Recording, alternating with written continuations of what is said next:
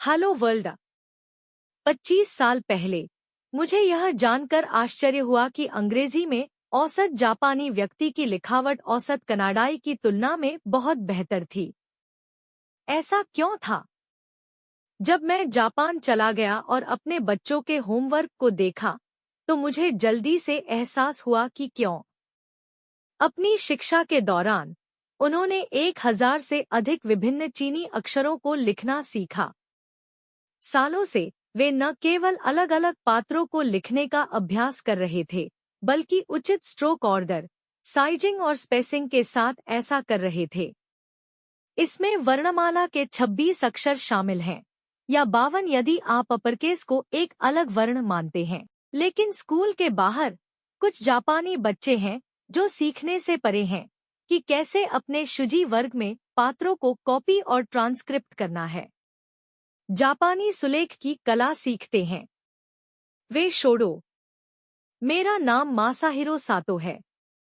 सुलेख वर्ग में मैं सुलेख लिखने के लिए ब्रश का उपयोग करता हूँ।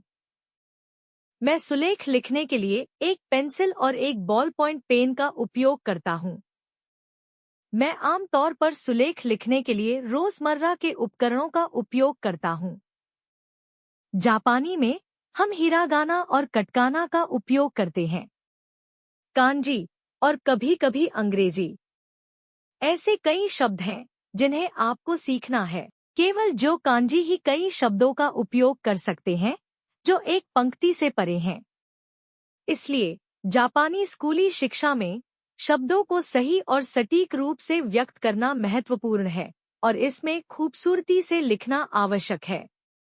अब इससे पहले कि हम गहराई में जाएं, यहाँ सुलेख के लिए उपयोग किए जाने वाले उपकरणों पर एक त्वरित प्राइमर है। ब्रश कई प्रकार के होते हैं, जिनमें मोटे और पतले वाले शामिल होते हैं। आप स्याही को रगड़कर रंग समायोजित कर सकते हैं। आप वह रंग बना सकते हैं जो चरित्र की छवि पर फिट बैठता है।